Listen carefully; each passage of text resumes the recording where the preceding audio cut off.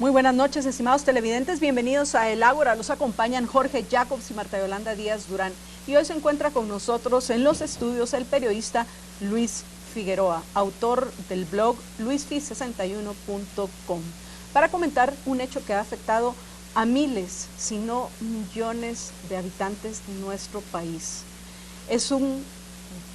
Son varias acciones violentas que no es la primera vez que se cometen en nuestro país, pero cada vez son más los dañados y los agredidos por aquellos que participan en estas acciones que se disfrazan de protesta legítima. Pero a lo largo de esta conversación con Luis Figueroa, vamos amigos, a mostrarles con los pelos de la burra en la mano, para decir de qué color es, que estas, primero que todo, no son protestas legítimas, porque detrás de ellas lo que buscan son, en algunos casos, privilegios y en otras, apoyar a los gobernantes en su espuria agenda política para que sean aprobadas ciertas leyes, entre comillas, que los van a beneficiar a ellos, a los gobernantes. Por eso, apreciables televidentes, tenemos que cuestionarnos sobre la utilización del lenguaje a la hora de referirnos a estos actos y llamar a las cosas por su nombre.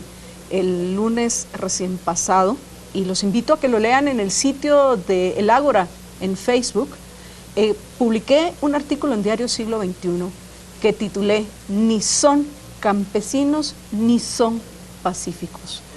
Y una de las primeras ideas que compartí en lo que respecta a estas protestas que tantos daños causaron la semana pasada es que a los verdaderos campesinos, a los verdaderos agricultores, a los verdaderos trabajadores, aquellos que les cuesta producir, crear, el poder mantenerse a ellos y a sus seres queridos, son a quienes más afectan este tipo de acciones delincuenciales.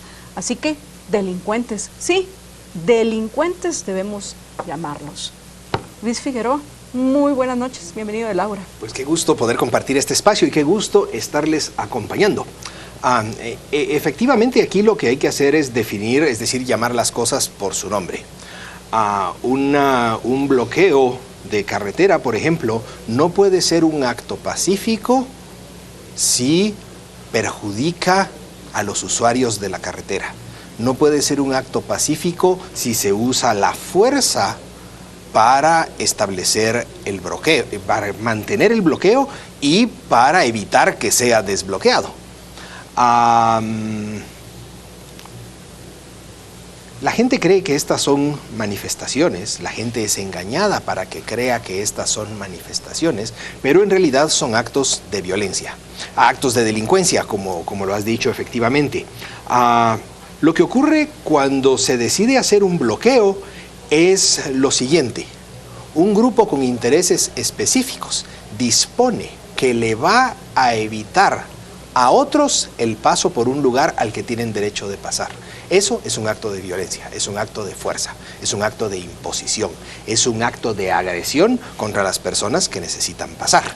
Nada tiene que ver con la protesta y la manifestación legítimas, que son una forma de expresión. Nada tiene que ver con la manifestación y la protesta, porque al constituirse en un acto de fuerza, se deslegitimiza. Eso que no hemos entrado a analizar cuáles son los objetivos, que ya tú los mencionaste. Y en ese contexto, ¿cuál sería una manifestación válida? Bueno, una manifestación válida podría ser colocarse en los bordes de las carreteras y explicarles por medio de pancartas, por medio de volantes, a quienes pasan por esas carreteras, cuál es la situación que está motivando a la manifestación. Yo voy a poner un ejemplo que es ejemplar, y es el de los viernes de luto. Los viernes de luto que ocurrían en tiempos de Alfonso Portillo, y de los cuales participamos nosotros y muchos de los televidentes, pues llegábamos al obelisco, encendíamos velas, caminábamos alrededor del obelisco y dejábamos limpia la plaza. ¿Por qué hacíamos eso? Porque estábamos protestando contra la expoliación de los impuestos que quería imponer el régimen de Portillo, es decir, es una razón valedera para protestar, ¿sí?, contra la expoliación, contra el robo, no a favor de privilegios, y dejábamos limpio. Y lo hacíamos pacíficamente. Alguien una vez dijo, ¿por qué no paramos el tráfico? Si paramos el tráfico, vamos a estar en las portadas de los principales diarios al día siguiente. Y yo recuerdo, y yo les recuerdo que dijimos, eso no lo vamos a hacer nunca. Preferimos que nos ignoren a violar los derechos de la gente que tiene que pasar por el obelisco y por todas las otras vías que desembocan en el obelisco. En esa ocasión alguien dijo, bajemos la bandera grande que está en el obelisco. Y le dijimos, no podemos hacer eso. No tenemos derecho, no tenemos facultad. Es un abuso bajar la bandera. Entonces, claro que hay formas legítimas de manifestar. Uno no ensucia, uno no perjudica, uno no daña, uno no comete actos de violencia contra los demás, uno no viola los derechos de los demás. La característica esencial de un derecho, la característica fundamental de un derecho es que al ejercerlo, uno no viola derechos ajenos. Entonces, si yo ejerzo mi derecho a manifestar, pero al manifestar perjudico, daño a terceras personas, deslegitimizo la facultad que estoy ejerciendo como derecho y se convierte, debería ser un delito. Debería ser un delito. Y la Corte de Constitucionalidad estaba facultada para ordenarle a la policía que despeje las vías, y la policía tiene que actuar en defensa de los derechos de las personas a quienes se les está vedando el paso. En defensa del derecho de las personas a quienes se les está vedando el paso, aunque para ello tengan que empujar, golpear o capturar a los que están cometiendo el bloqueo. Nadie objetaría que a un ladrón de teléfonos móviles en una esquina, para capturarlo, la policía tuviera que tirársele encima y darle un par de cuentazos. Nadie objetaría eso, porque el ladrón de celulares lo que está haciendo es robándole a los demás su propiedad y posiblemente amenazándolos con el uso de la fuerza, posible amenazándolos con matarlos. Es un poco el mismo caso de las carreteras. Nadie debería objetar que aquellos que por la fuerza bloquean carreteras sean removidos, si es necesario, por la fuerza. Y no 6 horas después de estarlos tratando de convencer de que se muevan. Eso debería ser inmediato, porque las personas que usan las carreteras no pueden estar esperando 6 horas. 8 horas. A que las autoridades actúen en protección de su legítimo derecho. Y en este caso, Luisfi, yo mencionaba que cada vez son más violentas las acciones de estos supuestos protestantes, delincuentes, es lo correcto. No son ni campesinos ni son pacíficos, ténganlo en mente. Cada vez son peores, Luisfi. En esta oportunidad hubo denuncias de que quemaron vehículos, agredieron a personas que intentaron pasar caminando para llegar a cumplir con sus obligaciones y los objetivos que se han fijado para ese día. Sobran hoy denuncias que al fin los medios de comunicación están tomando en cuenta, porque durante mucho tiempo lo único que se escuchaban eran las demandas, las exigencias, los reclamos de estos delincuentes. Y nadie está criminalizando absolutamente nada.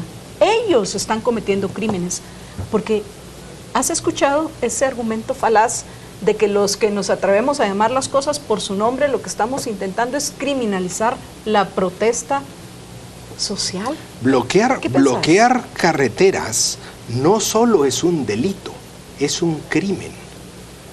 No es un delito porque esté prohibido por la ley. Es un delito y es un crimen porque viola derechos ajenos, porque impide que la gente pueda movilizarse, eso sí, libre y pacíficamente. Ahora, el uso de la violencia tiene una explicación perfectamente entendible, si uno quiere entenderla. La primera es conseguir la atención mediática. Una manifestación en la que hay heridos, golpeados, buses quemados, propiedad destruida e incluso muertos, es una mejor manifestación para los organizadores. Atrae la atención incluso internacional, ¿no? Exactamente, y ese es el propósito. ¿Qué sentido tendría, y eso lo hemos experimentado nosotros en carne propia, qué sentido tiene hacer una manifestación a la que los medios de comunicación no le ponen atención porque no está en su agenda? Ese es un primer plano que hay que explorar. El segundo plano que hay que explorar es que estos actos de violencia son organizados por grupos cuya misión es hacer la revolución por medio de los movimientos sociales. Y la revolución, desde cierta perspectiva, implica necesariamente actos de violencia. Es decir, revolución no es evolución. Revolución implica vencer, no convencer. Y entonces la violencia está intrínsecamente relacionada con esa mentalidad revolucionaria de llegar al poder por medio de distintos tipos de uso de la fuerza. Por eso es que los revolucionarios ponen bombas, secuestran, extorsionan, y es lo que hemos visto a lo largo, por lo menos de los 36 años que duraron los intentos revolucionarios del siglo pasado. Estos movimientos que quieren hacer la revolución por medio de los movimientos sociales entienden el valor que tienen los movimientos sociales, porque es usar a la gente de carne de cañón, es irla a poner a las carreteras, es exponerla. Ojalá fueran los hombres con sombrero y machete, en muchos casos van las mujeres con niños de brazos. Y de eso se trata la revolución. Es interesante la utilización de esa palabra revolución, Luisfi, y vamos, cuando regresemos, a abordar este tema. ¿Por qué? Porque la revolución es solo un término que se utiliza para denominar un cambio trascendental, un cambio radical. Pero ese cambio puede ser para bien o para mal. El problema es que el término ha sido románticamente idealizado sin cuestionar cuál es el cambio que se propone. Ese cambio va a representar una mejor calidad de vida para todas aquellas personas respetuosas, productivas, creadoras, que no pretenden vivir a costillas de nadie más que a partir de lo que ellos producen. Hay revoluciones que han sido legítimas. Pensaba en la revolución estadounidense del siglo XVIII, por ejemplo. Sí, efectivamente. Entonces, sí han habido revoluciones importantes, pero como todo, hay que ponerlo en contexto. Tenemos que hacer un breve pausa. Hagamos la breve pausa.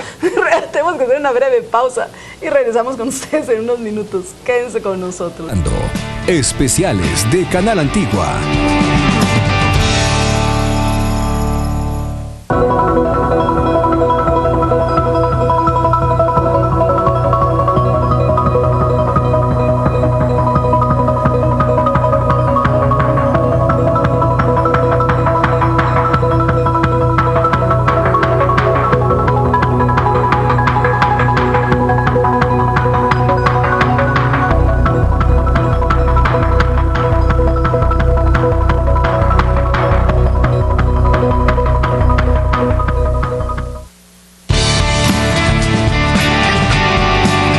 Estamos presentando Especiales de Canal Antigua.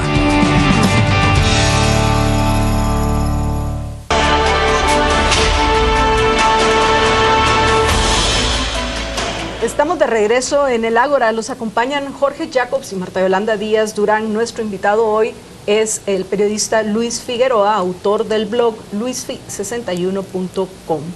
Con Luisfi estamos... El tema que estamos abordando es el de estos actos criminales disfrazados de protesta.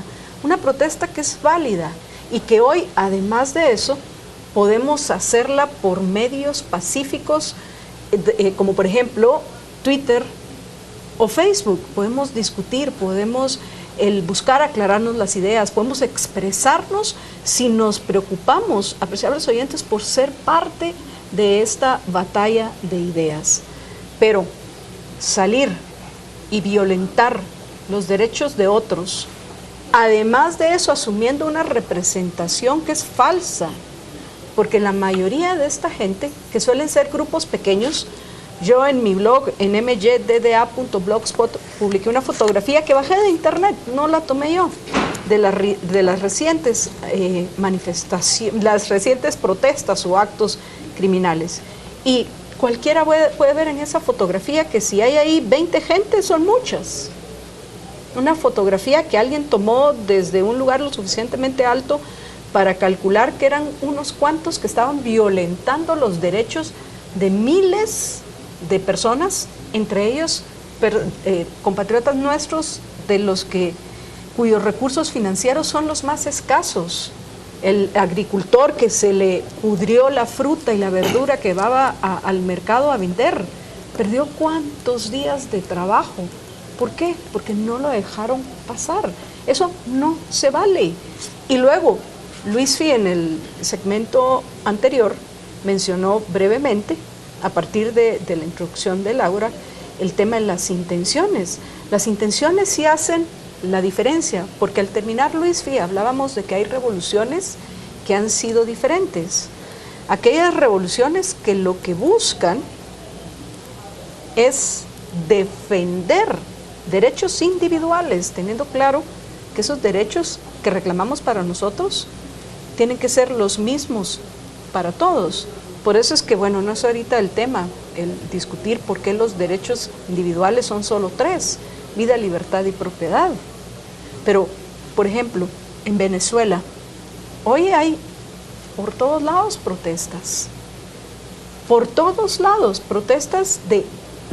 Jorge y yo estuvimos este año en Caracas y eran cientos de miles los que estaban protestando para que los gobernantes no violaran sus derechos, no estaban pidiendo privilegios. Lo mismo fue en el caso de la Revolución estadounidense. Los ingleses estaban violentando los derechos de los colonos y estos dijeron no, y se levantaron en contra de esa violación a claros derechos individuales que deben de ser aplicables a todo individuo dentro de una sociedad. Entonces, cuando se levanta verdaderamente la mayoría de los miembros de una sociedad a defender sus derechos individuales, es una situación totalmente diferente a la de grupitos de pandillas, como lo que tristemente sucede en Guatemala, que van a violentar los derechos de la mayoría, no de los poderosos, no de los gobernantes, no de los ricos, por favor, eso es falso. De la mayoría de gente que es verdaderamente trabajadora. Los derechos de ellos son los que van a violentar. ¿Para qué? Para pedir privilegios, porque también hay que llamar las cosas por su nombre, Luisfi. Lo que esta gente pide son privilegios. Sí, exactamente. Por eso es importante el contexto. Estoy de acuerdo que es importante el contexto siempre. Y entonces yo invitaría, por ejemplo, a los televidentes a que observen cuál es el mensaje y la iconografía que utilizan estos grupos de revolucionarios. Utilizan, por ejemplo, banderas rojas y negras, y uno podría decir, bueno, pero el rojo y negro son colores inocentes, ¿verdad? Los colores son inocentes, pero no son tan inocentes. La bandera roja y negra era utilizada, por ejemplo, por los sandinistas. Y uno podría decir, bueno, pero estos no tienen nada que ver con los sandinistas, porque los sandinistas han cambiado y cosas por el estilo. Pero entonces busquemos más. Usan las estrellas. Las estrellas eran símbolos de los grupos revolucionarios marxistas, maoístas, leninistas de los años 60, 70. Usan efigies del Che Guevara. El Che Guevara era un asesino. El Che Guevara era un asesino, como cualquier asesino. Mataba, voy a atreverme a decir, hasta por placer. Usan hoces y martillos. Yo no sé si ustedes se acuerdan, hace 2, 3 años, para la manifestación posiblemente del 1 de mayo, llenaron la Sexta Avenida de hoces y martillos. Las hoces y martillos son símbolos inequívocos, por si la estrella y el rojo y negro fueran equívocos, son símbolos inequívocos de regímenes totalitarios, colectivistas y asesinos, de los cuales al mundo le costó sangre salir en el siglo pasado. Décadas. 70 millones de muertos en China. 50 o 60 millones de muertos en la Unión Soviética. Ese es el legado de la revolución que estos manifestantes persiguen. Y no está en la cola de un venado suponer que si usan la iconografía de aquellos movimientos revolucionarios, si usan las consignas de aquellos movimientos revolucionarios, si en sus sitios web y su propaganda se ven efigies del Che Guevara, hoces y martillos, uno puede pensar que si camina como pato, tiene plumas de pato y pico de pato, pues muy posiblemente es pato. En ese sentido es que se usa el término revolucionario en este contexto. Por otro lado, formas, ahorita me acordé, porque Jorge me preguntó, bueno, y formas legítimas de manifestar, y ahorita me acordé de una muy bonita. Nuestro amigo Thor Halvorsen, que tiene una organización de derechos humanos, fue a la frontera con Corea del Norte y su organización soltó miles de globos aerostáticos que llevaron a Corea del Norte USBs con información contra el tirano marxista, el tirano de Corea del Norte. Es decir, esa es una forma creativísima, preciosa, porque debe haber sido muy lindo ver los globos subir y que el viento se los llevara para Corea del Norte, y a la gente de Corea del Norte, pues la información que no puede tener de otra forma le debe haber sido utilísima. Y bueno, es que hay que ponerse creativos, porque no hay que ser muy listo.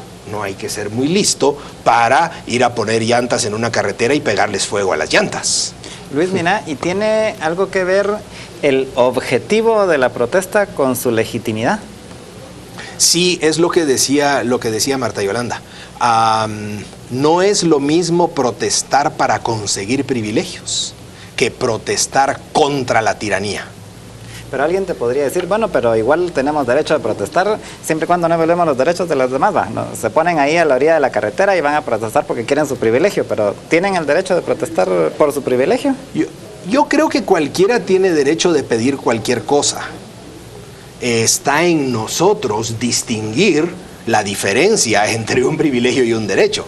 Y está en nosotros no ponerle atención, no tomar en serio, no darle nuestro voto, no darle nuestro dinero, no darle espacio, no darle credibilidad a aquellos que lo que quieren son privilegios. Por supuesto que uno tiene derecho a pedir lo que quiera. Yo cuestionaría si uno tiene derecho a exigir cualquier cosa, y por supuesto negaría absolutamente que uno tenga derecho a imponer sus exigencias. Pero pedir, pues cualquiera puede pedir, ¿verdad? Siempre está el dicho que dice que el que no llora no mama, y pues eso es válido para tirios y troyanos. Pedir una vez la persona que le dé voluntariamente.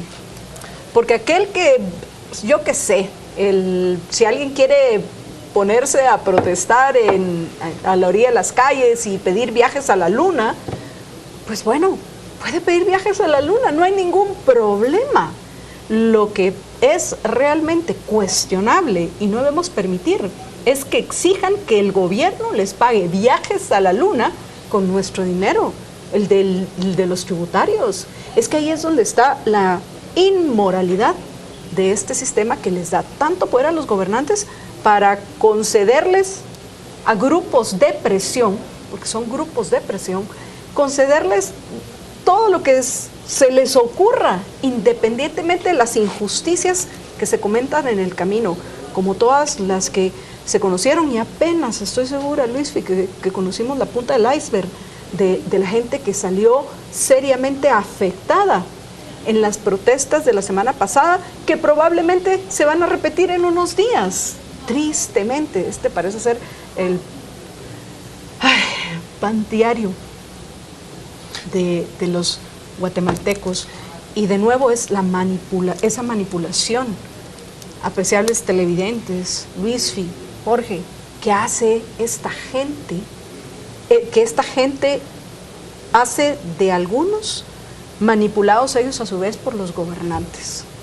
Pues sí, efectivamente, es que hay que tomar en cuenta que esto es acerca del poder. Todo esto es acerca del poder, es acerca de política. Y lo que se usan entonces son instrumentos propios para alcanzar el poder de acuerdo con la escala de valores de cada quien. Por eso me encanta que hayas usado el término inmoral, porque debería ser obvio que bloquear carreteras es una inmoralidad. Pero a veces no lo es porque se piensa que son movimientos legítimos, a la gente se le engaña creyendo con que son manifestaciones, pero esto es acerca de política. Y ahí, ya que dije un dicho antes, voy a decir otro. Está aquel que dice que cuando la política entra por la puerta, la justicia sale por la ventana. Y en este caso eso es lo que ocurre. La justicia para las víctimas de los bloqueos sale por la ventana cuando entra la política del dandarán. Es decir, yo te doy tu ley si vos me das tus votos. Yo no te molesto si vos no me molestas. Y lo que vemos ahí es un proceso. Y es por eso que las autoridades, a regañadientes, al final y después de mucha presión, hacen algo para evitar estos bloqueos cuando lo deberían de hacer desde el principio. A veces sí. A veces es porque están en connivencia, pero otras veces es porque las autoridades no tienen autoridad. Sin ley, las autoridades no tienen autoridad. Y eso es lo que ocurre entre nosotros. Ninguna autoridad tiene en realidad la autoridad moral para actuar en un caso de estos. Bueno, menos mal que mencionaste la autoridad moral, porque la ley sí les da la autoridad y tienen la obligación de retirarlos de las carreteras. Simple y sencillamente no les conviene retirarlos porque ellos están trabajando en connivencia con los gobernantes para estos adquirir más poderes por medio de leyes. Y cuando no les tienen miedo, cuando no les tienen miedo porque mandar un batallón de policías frente a un grupo de gente con sombrero es mala prensa. Pero la realidad es que la ley sí la tienen, sí tienen Exacto. el poder para hacer cumplir la ley la tienen. Y leyes que protegen la vida, la libertad y la propiedad de todos, como debe de ser en toda sociedad de personas libres y de personas responsables. Las hay, Luisfi, a pesar de toda esa legislorrea y toda esa basura, toda esa porquería que han echado encima de las leyes, las verdaderas leyes. Por medio de legislación, los diputados se han encargado de hacer inservibles las leyes, pero que las hay, Luisfi. No hay que justificar bajo ningún punto de vista, pienso yo. No estoy justificando. Estoy explicando que a pesar de la ley, a pesar de la Constitución, a pesar de los fallos de la Corte de Constitucionalidad, a pesar de todo, los que dicen tener la autoridad no tienen autoridad moral para actuar. No estaba justificando. Lo que estoy diciendo es que no se atreven. Es por la misma razón que no pueden hacer que se cumpla la ley en contra de los dos en moto. Porque no hay autoridad moral para bajar de la moto a la esposa con el bebé. ¿Sí? No hay autoridad moral para hacer que se cumpla la ley anticapuchas. Existe una ley que prohíbe usar capuchas en manifestaciones. No hay autoridad moral para hacer que se cumpla esa ley porque la huelga de Dolores implica capuchas. Entonces, sí es un problema de ausencia de autoridad moral, no de ausencia de ley. La ley ahí está, pero no hay autoridad moral para cumplirla. Lástima que se nos terminó el tiempo, apreciables televidentes, porque creería yo que la razón principal por la que no actúan en la mayoría de los casos es porque no conviene a los intereses de los gobernantes. tristemente. Vaya, pero pues. Luis, se nos acabó el tiempo. Gracias, apreciables televidentes, por habernos acompañado. Ha sido un gusto para nosotros haber estado con ustedes en el Ágora. Los esperamos el próximo jueves a las 8 en punto. Y por favor, recuerden, sean felices.